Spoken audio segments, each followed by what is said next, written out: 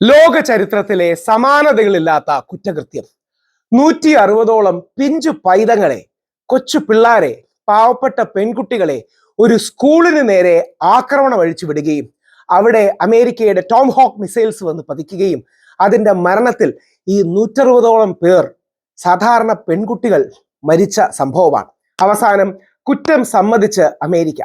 Donald ട്രംപിന്റെ കൂടെ നിൽക്കുന്നവരും പല നാൾ കള്ളം പറഞ്ഞു. തങ്ങളല്ല, ഇറാന്റെ മേൽ കെട്ടിവെക്കാൻ നോക്കി. ഇറാൻ തന്നെയാണ് ഇത് ചെയ്തത്. അവിടുത്തെ റവല്യൂഷണറി ഗാർഡിന്റെ മിസൈല് വഴിതെറ്റി വന്നതാണ്. അവസാനം അമേരിക്ക കുറ്റസമ്മതം നടത്തിയിരിക്കുകയാണ്. ലോക ചരിത്രത്തിൽ സമാനതകളില്ലാത്ത ഈ കുറ്റകൃത്യം ആയുധമേന്തിയവരോടല്ല, സാധാരണ സിവിലിയൻസോടല്ല, സ്കൂൾ കോമ്പൗണ്ടിൽ 160 കുട്ടികളെ കശാപ്പ് ചെയ്ത ഈ സംഭവം അമേരിക്കയാണ് എന്ന് അമേരിക്ക കുറ്റസമ്മതം നടത്തിയിരിക്കുക. അത് ആ 160 പേരുടെ അതിനെക്കുറിച്ച് ഒരുപാട് ചിന്തിച്ച് എനിക്ക് വിഷമം വരും. അതുകൊണ്ട് അത് പറയുന്നില്ല. ആ 160 കുട്ടികളുടെ ഖബറാണ്. കാലം ചെന്ന സാറ്റലൈറ്റ് ഇമേജുകൾ, അവ ഉപയോഗിച്ച് നടത്തിയ തെറ്റായ വിലയിരുത്തൽ, കിട്ടിയ വിവരം ശരിയാണോ എന്ന് ഉറപ്പിക്കുന്നതിൽ കാണിച്ച കുറ്റകരമായ അനാസ്ഥ, ലക്ഷ്യത്തിലുള്ളത് സൈനിക താവളമോ സിവിലിയൻ കേന്ദ്രമോ എന്നറിയാതെ നടത്തിയ ടാർഗറ്റ് ഫിക്സിംഗ്, മനുഷ്യരാണ് അപ്പുറത്തുനിന്ന് പരിഗണിക്കാത്ത മനുഷ്യത്വ വിരുദ്ധമായ ആക്രമണം. ഇറാനിലെ സ്കൂളിൽ കുട്ടികളടക്കം 175 പേരെ അമേരിക്ക അരുംകൊല ചെയ്തതിന് പിന്നിൽ യുഎസിന്റെ ഗുരുതരമായ വീഴ്ചകൾ. യുഎസ് സൈന്യം നടത്തിയ പ്രാഥമിക അന്വേഷണത്തിലാണ് ഈ വിവരങ്ങൾ പുറത്തു വന്നത്. സ്കൂൾ ആക്രമിച്ചത് തങ്ങളല്ല, ഇറാനാണെന്ന് ആവർത്തിക്കുന്ന പ്രസിഡന്റ് ട്രംപിന്റെ നുണകളാണ് ഇതോടെ പൊളിഞ്ഞു വീണത്. ഒരു മടിയും മയവും ഉളുപ്പും ഇല്ലാതെ കള്ളം പറയുന്നൊരു മനുഷ്യൻ. ദൈവമേ, ലോകത്തെ ഏറ്റവും ശക്തിയുള്ള രാജ്യത്തിന്റെ തലവനായി ഇയാളാണല്ലോ വന്ന് ഒരു മടിയും മയവും ഇല്ലാതെ. ഡൊണാൾഡ് ട്രംപിന്റെ ഈ ഇറാനാണെന്ന് പറഞ്ഞ സമ്മേളനം, അയാളുടെ കൂടെ നിൽക്കുന്ന പീറ്റർ ഹെക്സെറ്റ് അടക്കമുള്ള ആൾക്കാർ, അതായത് അവരുടെ ഡിഫൻസ് സെക്രട്ടറി അടക്കമുള്ള ആൾക്കാർ ഇറാനാണെന്ന് പറയുമ്പോൾ പ്രസിഡന്റിന്റെ ഫ്രണ്ട് വെച്ച് ചോദിക്കുകയാണ്, നിങ്ങൾ ഇതിനോട് എഗ്രി ചെയ്യുന്നുണ്ടോ എന്ന്. നമ്മൾ അന്വേഷിക്കുകയാണ്. അതായത് ഒരു ഉളുപ്പുമില്ലാതെ കള്ളം പറയുന്നത്.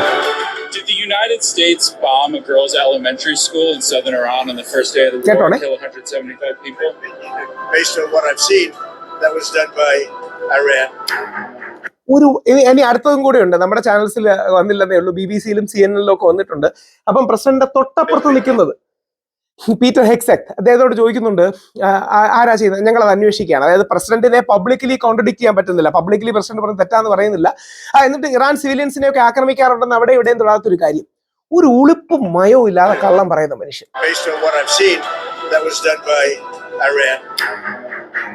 ഫെബ്രുവരി 28 യുദ്ധത്തിന്റെ ആദ്യഘട്ടം. ഹോർത്തൂസ് കടലിടുക്കിന് സമീപമുള്ള മിനാബിലെ ഷജറ തൊയ്ബ എലിമെന്ററി സ്കൂൾ. രാവിലത്തെ ക്ലാസ്, കുളിച്ച് യൂണിഫോം ഇട്ട് പുസ്തകങ്ങളും ഉച്ചഭക്ഷണവുമായി എത്തിയ കുട്ടികൾ, അവരുടെ അധ്യാപകർ. പെട്ടെന്നൊരു ഘോര ശബ്ദം, ഒറ്റയടിക്ക് എല്ലാം തരിപ്പണമായി. വീണത് അമേരിക്കയുടെ ടോമാഹോക്ക് ക്രൂയിസ് മിസൈലുകൾ. ഒറ്റ ശ്വാസത്തിൽ മരണം വിഴുങ്ങിയത് കുട്ടികളടക്കം 175 പേരെ. മക്കളെ സ്കൂളിലേക്ക് അയച്ച മാതാപിതാക്കൾ തകർന്ന സ്കൂളിലെത്തിയപ്പോൾ കണ്ടത് പൊന്നുമക്കളുടെ മൃതദേഹങ്ങൾ. 100 കണക്കിന് ചെറിയ ഖബറുകളിൽ ഒരിക്കലും ഉണരാത്ത ഉറക്കങ്ങളിലാണ് ഈ കുട്ടികൾ.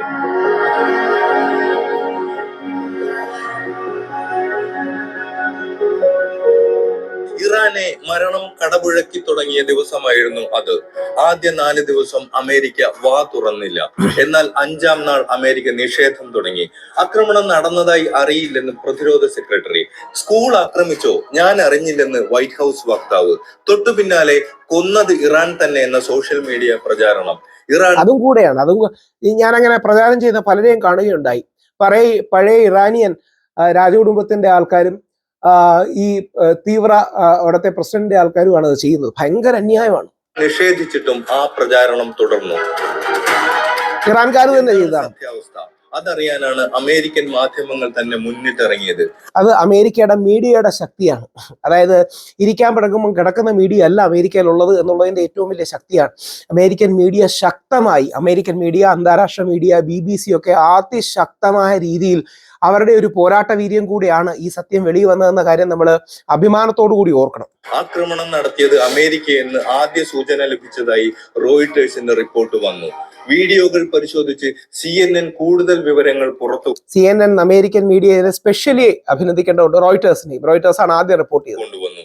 സാറ്റലൈറ്റ് ഇമേജുകളും വീഡിയോകളും ശാസ്ത്രീയമായി പരിശോധിച്ച ന്യൂയോർക്ക് ടൈംസ് ഇത് അമേരിക്കൻ മിസൈൽ തന്നെയെന്ന് ഉറപ്പിച്ചു. ടോമഹാക്ക് മിസൈൽസ് ഇസ്രായേലിന്റെ പക്കലോ ഇറാന്റെ പക്കലോ ഇല്ല, അത് അമേരിക്കയുടെ പക്കൽ മാത്രമാണ്. അതിനുശേഷമാണ് ഇപ്പോൾ US സൈന്യത്തിന്റെ പ്രാഥമിക അന്വേഷണ റിപ്പോർട്ടിലെ വിവരങ്ങൾ പുറത്തു വന്നത്. We think it was done by Iran. They're very inaccurate, as you know, with their munitions. They have no accuracy whatsoever. It was done by Iran. സൈഡിൽ നിൽക്കുന്ന ആളുടെ മുഖം നോക്കിയാൽ മതി, അയാളുടെ ഉള്ളിൽ കുറ്റബോധമുണ്ട്. കുറച്ചെങ്കിലും നന്മയുള്ളതുകൊണ്ടായിരിക്കും ആ കുറ്റബോധം ഉള്ളത്. വാർ സെക്രട്ടറി ആണെങ്കിലും ട്രംപിന്റെ അത്രയും മനസ്സ് ഡീജനറേറ്റ് ആവാത്ത ഒരാളായതുകൊണ്ടായിരിക്കും. ട്രംപിന്റെ നുണക്കഥകൾ കൂടിയാണ് ഇവിടെ പൊളിഞ്ഞു വീഴുന്നത്.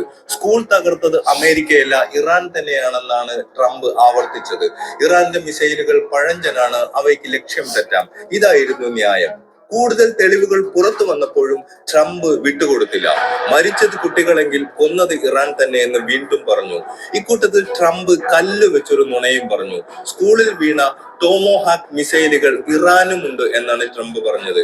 അത് പച്ചക്കള്ളമാണെന്ന് അപ്പോഴേ തെളിഞ്ഞു. എത്ര കള്ളങ്ങളാണ് പറയുന്നത്. ഇറാൻ അമേരിക്കയെ ആക്രമിക്കാൻ തയ്യാറെടുക്കുക, അതുകൊണ്ടാണ് ഞങ്ങൾ അങ്ങോട്ട് കയറി ആക്രമിച്ചത്. എന്തൊക്കെ കള്ളമാണ്. US കമ്പനിയായ റെയ്ത്തിയോൺ നിർമ്മിക്കുന്ന ടോമാഹോക്ക് മിസൈലുകൾ US-ന്റെ അനുമതിയുള്ള വളരെ കുറച്ച് സഖ്യകക്ഷികൾക്ക് മാത്രമേ കൈവശം വെക്കാൻ അനുവാദമുള്ളൂ. ഇസ്രായേലിന് പോലും അതില്ല. ഇറാന്റെ കൈവശമാണെങ്കിൽ ഒറ്റ ടോമാഹോക്ക് മിസൈലുകളുമില്ല. അന്താരാഷ്ട്ര ആയുധ വിദഗ്ധരാണ് ഇക്കാര്യം സ്ഥിരീകരിച്ചത്.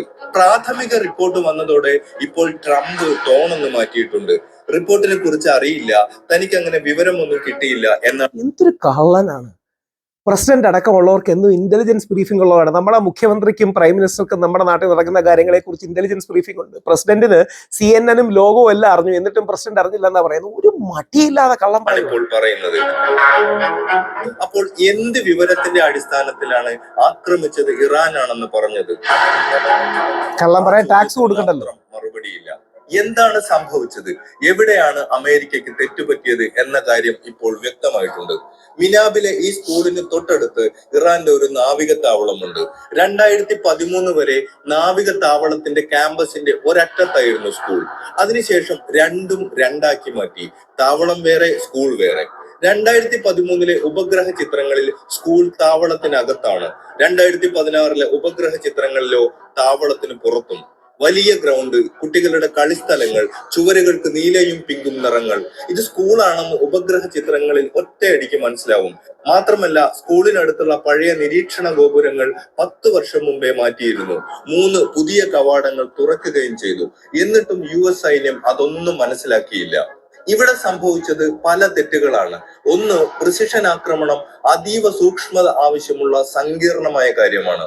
ഇവിടെ അതിന്റെ എല്ലാ ഘട്ടങ്ങളിലും പാളിച്ച വന്നു. 2, US ഡിഫൻസ് ഇന്റലിജൻസ് ഏജൻസി അഥവാ DIA നൽകുന്ന വിവരങ്ങൾ പ്രകാരമാണ് ആക്രമണം നടന്നത്. ഇവിടെ DIA സൈന്യത്തിന് നൽകിയത് 2013 മുമ്പുള്ള സാറ്റലൈറ്റ് ഇമേജ് വെച്ചുള്ള വിവരങ്ങളാണ്. അത് പ്രകാരം സ്കൂൾ കെട്ടിടത്തെ അവർ നാവിക താവളമായാണ് കണക്കാക്കിയത്. 3, DIA നൽകുന്ന വിവരങ്ങൾ ശരിയാണോ എന്ന് പരിശോധിക്കേണ്ടത് അനിവാര്യമാണ്.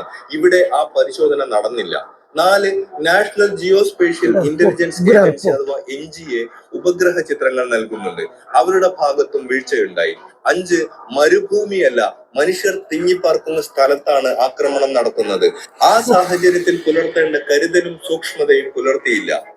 ഗംഭീര റിപ്പോർട്ട് കേട്ടോ, ഗംഭീര റിപ്പോർട്ട്. ഈ തെറ്റുകൾ ഒത്തു വന്നപ്പോഴാണ് സ്വന്തം ക്ലാസ് മുറിക്കകത്ത് പഠിച്ചുകൊണ്ടിരുന്ന കൊച്ചുകുട്ടികൾ കൊല്ലപ്പെട്ടത്. ട്രംപിന്റെ യുദ്ധകാല ഭാഷയിൽ പറഞ്ഞാൽ ഞെരിച്ച് കളയപ്പെട്ടത്. ഇതാദ്യമായല്ല അമേരിക്ക ഇങ്ങനെ പെടുന്നത്. അഫ്ഗാനിസ്ഥാനിലും ഇറാഖിലുമെല്ലാം ഉണ്ടായിരുന്നു ഇതുപോലുള്ള സംഭവങ്ങൾ. എന്നാൽ അവയൊന്നും ഇതുപോലെ ചർച്ച ചെയ്യപ്പെട്ടിട്ടില്ല. പക്ഷേ വലിയ വിവാദമായ സംഭവങ്ങളും ഇക്കൂട്ടത്തിലുണ്ട്.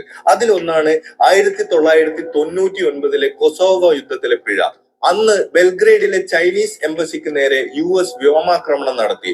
3 ചൈനീസ് ഉദ്യോഗസ്ഥർ കൊല്ലപ്പെട്ടു.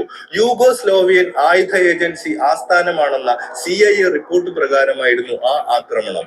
പഴയ മാപ്പുകളായിരുന്നു CIA ഉപയോഗിച്ചത്.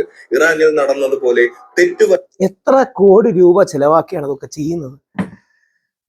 ആരെയും കൊല്ലരുത്, പക്ഷെ ഒരു കാരണവശാലും കുട്ടികളെ എനിക്കത് കണ്ടിട്ടേ സഹിക്കുന്നില്ല. അതൊരു ഒക്കെ തെറ്റുകൾ ഏറ്റു പറഞ്ഞാലും ഖബറുകൾക്കുള്ളിൽ ഉറങ്ങിക്കിടക്കുന്ന ആ കുട്ടികൾ ഇനി ഒരിക്കലും ഉണരില്ല. ജീവിതം തുടങ്ങും മുമ്പാണ് അവരെ തല്ലിക്കെടുത്തിയത്.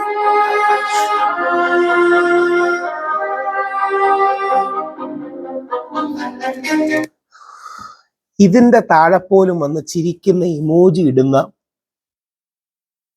ഗോഡ്സേവാദികളും തീവ്രവാദികളും,